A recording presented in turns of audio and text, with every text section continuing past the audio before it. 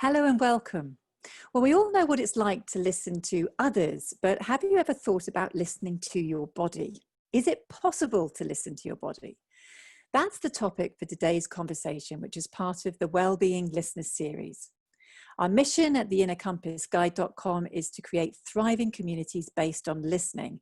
And today I'm with Rachel Singleton. She's a holistic practitioner and mentor. And Rachel explored holistic health in her 20s to support her own chronic health condition. Now she helps others to listen in to their own health. Hello and welcome, Rachel. Thank you, Liz. So I'd love just to start, Rachel, just to understand a bit about your own health, because in your 20s you were quite poorly, and that's what kind of led you into this work. Yeah, that's right. I was actually an English teacher in a previous incarnation, and I was at that time already experiencing some chronic pain on a daily basis, which over the years developed and became increasingly severe. So it kind of started as IBS and migraines, but it developed eventually to become colitis and then ulcerative colitis. And that all happened over the period of probably over a decade. So I started exploring through homeopathy, flower essences and various things like that, and was looking at diet. And I tried a lot of different things, and many of those things were helpful, and many of those things taught me about health and taught me about how to take care of ourselves in all sorts of ways. And it was like a breadcrumb trail. I kind of, was just following the next thing that came along and seeing where that led me. But nothing was really touching the deep core of ill health. And I was still getting progressively worse at that level, although in myself I felt happier. And I kind of realized one day that I was looking at this the wrong way round, that I was going to experts for them to tell me what was wrong with my body, or I was reading a book, or I was following a program that said this is what I needed to do for my body to get over that problem. And what I started to realize was that I wasn't listening into me, and that my body was showing me through the medium of symptoms when I was going into acute imbalance and disharmony, and when I was slightly moving back away from that. There was these fluctuations, these periods of time when I was well and I could be symptom free. And that really struck me in amongst years and years and years of deeply debilitating pain and sometimes deeply debilitating fatigue. It was like I could land on health and have it for a little while, and then it would go again. So I became really fascinated by that. And I realized that the only way I was going to kind of uncover what was happening there was to listen in. You see, I can really understand what you're saying there, which is a journey where you were very poorly, and I would imagine you want to cure those symptoms, don't you? You want to find a way of getting rid of that ill health. And of course there is a myriad of people and expertise out there, which is I guess a very natural first step. And yet what we're talking about here is that at some point you began to realize something, and this is the bit which I'm really interested in about listening to your body. You began to realize something about, I guess, what these symptoms were telling you and how you might listen in differently. So here's my take on it. Rather than trying to squash the symptoms down and get rid of them, you were kind of saying, what is it you're trying to tell me? Is that fair to say? Yeah, that's it exactly. It was like I started to realize that there was a conversation going on and that I was trying to shut the conversation up. And it was persistently coming back and saying, no, there is a problem here. And each time you try to shut us up or try to suppress us or try to ignore us, we've just got to come back stronger because the problem is still here. And that really changed my way of looking at symptoms. And as you say, you know, our probably the common paradigm for most people when looking at symptoms is that they're an inconvenience or they're a discomfort. We associate them with pain. They may even be embarrassing. We want to get rid of them. And yet the way that we often do that is to turn the volume down on them or try and shut them up in some way. In actual fact, they will stop showing up when they no longer need to show us that something's wrong.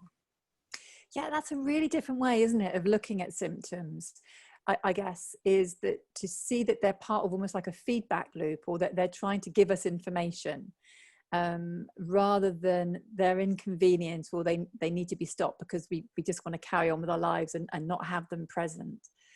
So for you then, when you started to listen into those symptoms in maybe a different way, how did things progress for you? How did things unfold? Yeah, so as I sort of stopped seeing, I guess my take on it before had been that I had this faulty digestion, you know, that it was way too sensitive, that I could eat these, you know, be around people who could eat anything, and I would eat something and my digestion was immediately telling me that that wasn't okay. But at the time, it just felt painful and inconvenient. So as I started to consider that there was some wisdom in that, and I think the first thing that happened was I started to relax. You know, so all the time that I'd been thinking my body was wrong, I was against my body. I was in this thing that was malfunctioning and making my life a misery. And it and me were at war with each other. So the whole idea that I could actually trust this, that I could trust my body to be impeccably responsive to exactly what was going on in my environment, in my world at that time, and to show up perfectly for me what didn't suit me. The idea that it's possible to trust myself, my body, my response was just so empowering. You know, that was just a real game changer. And I started to see how, you know, if you think of this idea of us, we're both physical and we're spiritual, we're both form and we're formless.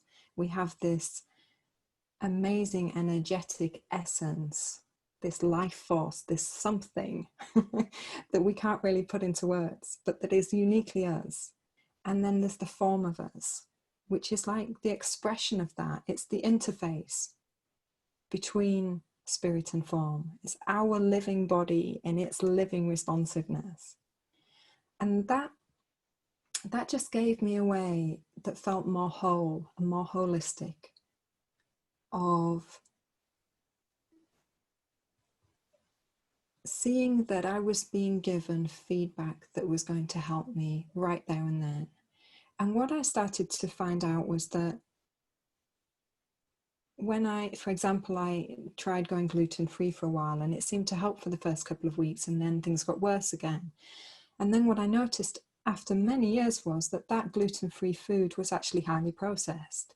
And whilst it didn't have the wheat in, it did have a load of other really processed foods. And over time, I learned that my body is better with more whole foods, that it finds them gentler, and that it can take more energy and more nourishment, more nutrition from them. So I started to move away from really processed foods to foods that were more nutrient dense. And then bit by bit by bit, I started to find that I had more energy. And then as I listened to that and I got quieter inside, I started to feel that I wanted to do more exercise, and I moved towards qigong and yoga, and there was this whole progression whereby these healthy things kept coming in at the right time, almost just as I was ready for it. The next thing that could take me to the next level would appear, and it was as if I just tuned into that voice inside and to what made my body feel settled and safe and calm and at home, then I started to make better choices. And I started to be able to see what was going to be good medicine for me in the broadest sense. What out there in the world was going to nourish and Yeah. sustain me.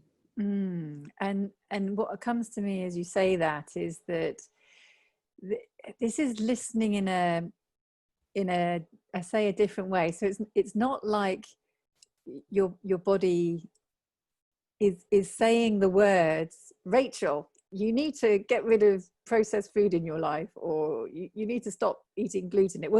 It's not like that kind of listening that we're talking about. I say it's more intuitive. It's almost a bit like, I know we both got dogs, and it's almost like that other kind of intuition where your dog is trying to tell you something, and you're trying to just kind of find out what the dog is trying to tell you. Does that Yeah, make sense? So that makes a lot of sense. you can't use words, but there's something else. Something's being communicated, and it's like, how can I decipher what this is? Yeah, it's like learning a language. Yes, yeah. It's like you're learning your body's language. There's a wonderful quote from Bill Pettit. He talks about symptoms as being love letters from the body. And I just find that so beautiful, because I guess for myself, I've learned that in the end, the illness that I had, once I learned to listen to what the core of it was saying, which was just basically look after yourself better, love yourself better, then to me, in the end, once it was on its way, it felt like it kissed me as it passed me through. It was like it left behind this very sweet, very nurturing message. If I hadn't had that illness, I would never have learned how to care for myself properly. I would never have learned how to listen in and trust myself. So Bill Pettit saying, it's a love letter from the body, that is just such a beautiful way of putting it. And of course, we have to be able to read the language of that letter to understand that it's loving. Yes, because actually on the face of it, and I guess in the world that we're brought up in, it probably doesn't actually feel that loving. And like you said at the beginning of this conversation, it almost feels as though it's being disruptive, and I think you used the words, you're almost like at war with your body. So learning to hear the language of your body, and I'm just thinking here, there might be people listening in that maybe do have chronic illnesses or are in pain. Is there anything practical that you could just share here about how you might listen in, and what that might look like to maybe someone who's listening or watching this particular conversation? Yeah. I guess for me, it started with quietening. With just this, there was so much going on in my head that was exacerbating and aggravating the symptoms. So often when we have any kind of chronic, ongoing, painful condition, it's an inflammatory process at some level. So the way we kind of think about it ourselves can inflame that further. We can get more agitated, more stressed, more anxious about it. And just opening to the possibility that there's a wisdom in your own body, that it isn't throwing up these symptoms because you're doing something wrong or because it's wrong, but because it's giving you this impeccable feedback in the moment. It's letting you know that that there's a part of you that's in distress. And we know that, if a child was in distress or an animal was in distress, we would go to them and soothe them and quieten them, and we'd be very tender, very gentle with them. We'd do very simple things. And all of those are healing, loving responses. And if we start there with tenderness, with patience, with understanding, then we're in a good position to start to join the dots. And for me, then it was a question of, okay, I keep having this happening. And what am I doing all the time that's keeping that coming up? And it might be Sometimes it might have been something emotional that I kept doing, a situation I kept putting myself in. At other times, it may have been foods that I was eating, or the way that I was rushing my eating. You know, it can be so many things. And it's a bit like being Sherlock Holmes. You know, you really do listen and get curious and start to just test things out a little bit. But all the time, from this quietness, the answers just seem to intuitively come. And it isn't long between you starting to look and listen and your body starting to feed you the answers. And I think you were saying it's a little bit like learning a different language. It's, you know, we're not talking here about a language of the busy mind, an intellectual working out kind of process. No, not at all. It's not that we're talking about. It's almost like there's something behind that. There's something beyond that, which is we're kind of trying to tune into. Yeah. It's a bit like, I don't know, you know, sometimes, I don't know if you ever do this with music, is that there's a piece of music playing and then you think, oh, I want to hear the flute playing here. So you try to sort of listen through all the other music, I was going to say noise, but in a lovely, pleasant way, to see if you can hear, well, what's the flute doing here? Or what's the bass doing here? Or what are the drums doing at this point? And it's that kind of listening, isn't it? Yeah, that's a lovely way of putting it, actually, because it's like a focused awareness, isn't it? You know, it's tuning. And because the other thing that it really isn't is it isn't navel gazing. You know, I mean, I did so many years of scrutinizing everything, and that isn't healthy. It's not that. And anyone listening to this who has done that will know how exhausting that is, and how, you know, how depressing that is, because it just feels like you're not getting anywhere and you've got to watch every single thing. So it's definitely, like you say, a step back from that, a step in from that. You know, that's still us being up in our heads trying to figure it all out. We've done that, we've been there, and we haven't got the answer.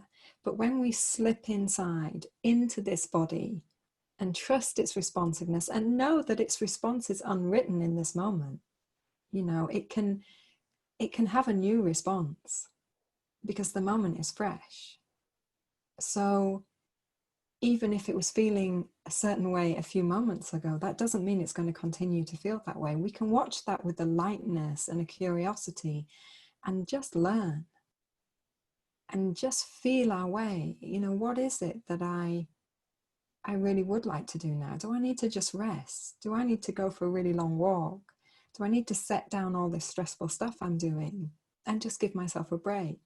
Am I dehydrated? Am I cold? You know, it's often very, very simple things that we're ignoring about our daily well-being. And when we don't listen, then our body has to shout louder.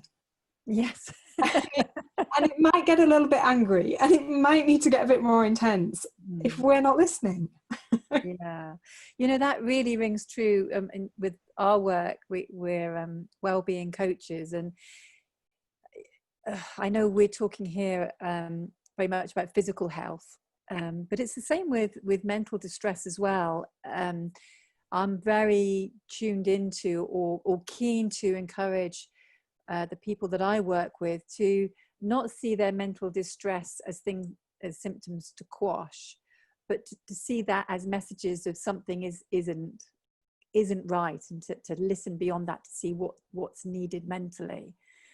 And there are huge similarities, which is this idea of settling, of being still, of not trying to fix the mental distress with squashing it or overriding it or trying to be happy or positive or all these other things that people often do. It's much more about saying, okay, this is just information in the moment.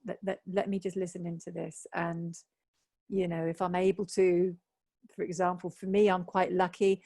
Often it's like, I need a break from the computer. So I don't work in an office. I work at home.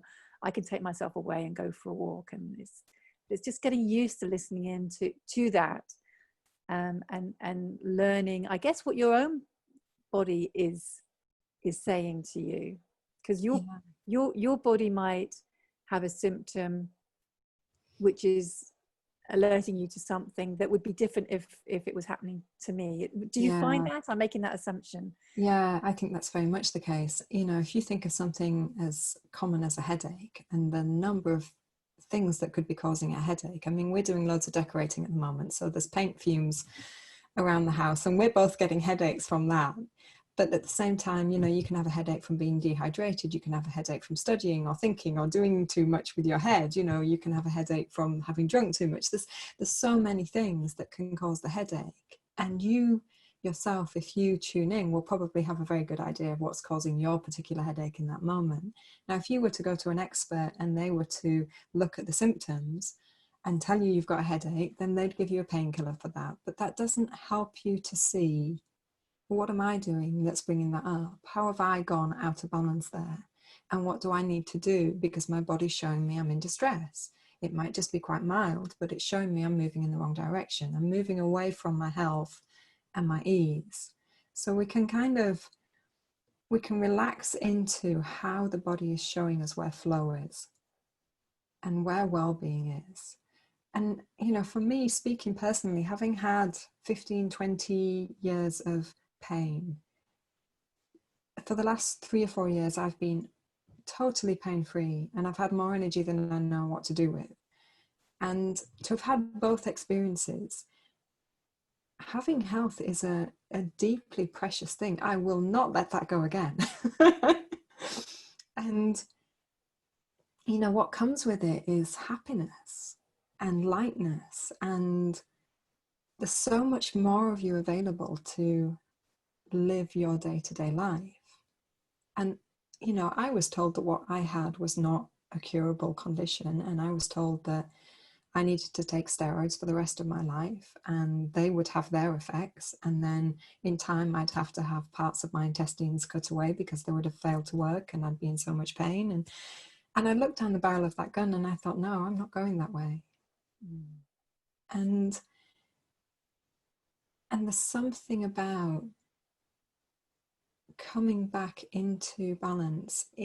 It reminds me that all the way through, I felt like my health was still inside me.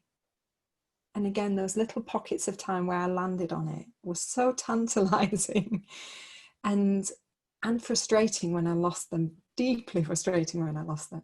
But it was like this sense of, but it's there, it's just clean and pure and there inside me.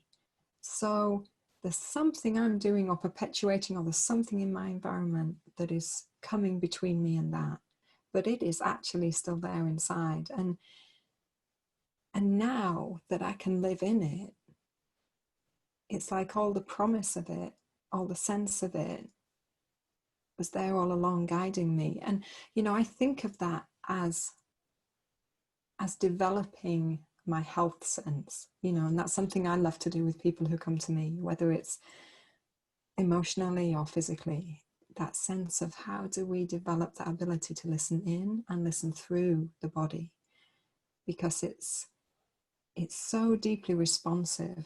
You know, we are sentient beings in a sentient universe, and we are not separate from this. Life is interacting with us. And when we open to that and trust that and move in that field, then it can flow without us having to fixate or get scared or pin it down and say it's this or that. We can just be in it and be in this living conversation between ourselves and between the world and ourselves. And I love that, you know, you use the term there, a conversation, because a conversation is two-way, isn't it? That there's it's not just somebody like an expert telling you this is how you are, off you go and take some tablets and bad luck, but that's just what you've got.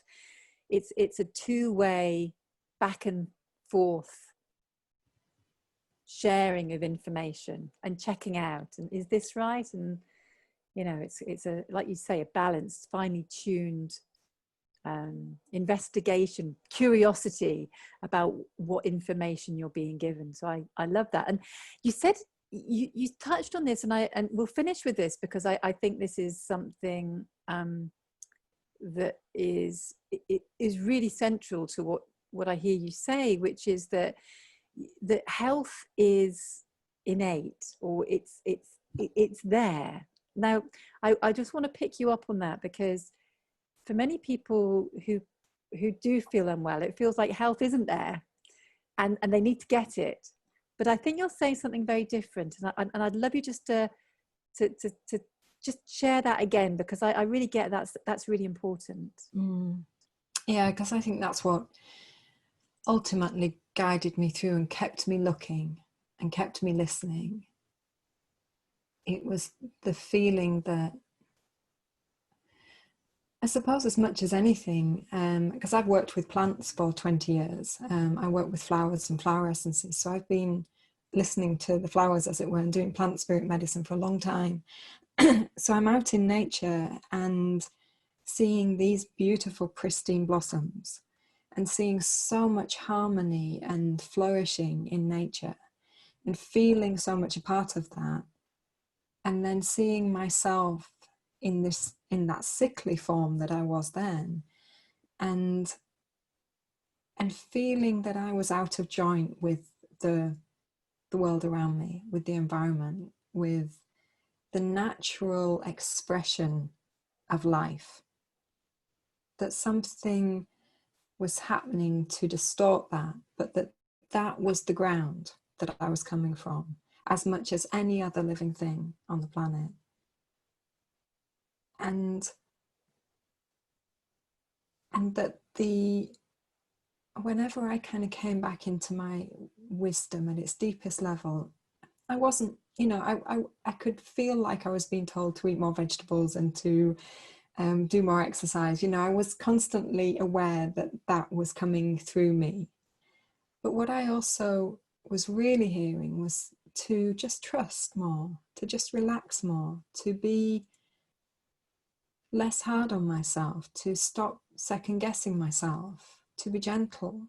And I remember at a particularly difficult time, I woke in the night and a poem kind of came through me fully formed. And one of the phrases in that was that it's the softest way that takes us through the hardest time. And there was something about the gentleness of that really rang true for me. And I could see how much I had pushed myself to be well, pushed myself to do my work, pushed myself in whatever ways, always constantly trying to be perfect or do whatever. And yet my wisdom was always saying, you are what you are, and it's enough. Rest in that. And what's coming through in this moment is perfect. Rest in that. And there was just this sense of letting go of that internal pressure, just trusting what is to be. And that if I don't get in the way of that, then actually that being that's coming through is going to allow me to flourish. And that it's when I step between that and think I know better, or think I need to control it, or just think really, then somehow that obstructs and distorts and aborts that flow. And the feeling of just quietly resting in flow is so regenerative. It's instantly healing in itself. And from there, what you need to do next kind of comes and shows up of its own accord. And just going back to what we were saying earlier about, when we're learning to have this much more trusting, more open, more gentle conversation with ourselves, with our body being, one of the things that we can be sure of is that we won't get all the answers at once. And a friend of mine, Ian Watson, who I think has been on your podcast as well, Ian talks about awaiting further instruction. And I love that. It's this sense of we're waiting for the universe to provide the next bit of information. So we don't need to get stressed if we don't know the answer. We're in a living conversation and we'll get round to that. And that solution or that answer or that piece of information will come. But in the meantime, we might just be awaiting further information. I love that. I absolutely love that. And I want to ask a dozen more questions, but sadly we've come to the end of our time here today, Rachel. Rachel, how can people find out more about what you do or get in contact with you? What's the best way for them to do that online? Okay, so I have a website, and that's rachelsingleton.com. And you can find out about working with me, or Ian Watson and myself are running a Holistic Healer Foundation training. You can find out about that. I have a book out on flower essences. So there's all sorts of things on there, blog, newsletter, all manner of things. So have a dive on there and see what you find. Great. It's been a real pleasure talking with you today. I've been speaking with Rachel Singleton, and we've been exploring the idea of listening to the body, and you've been listening to the innercompassguide.com.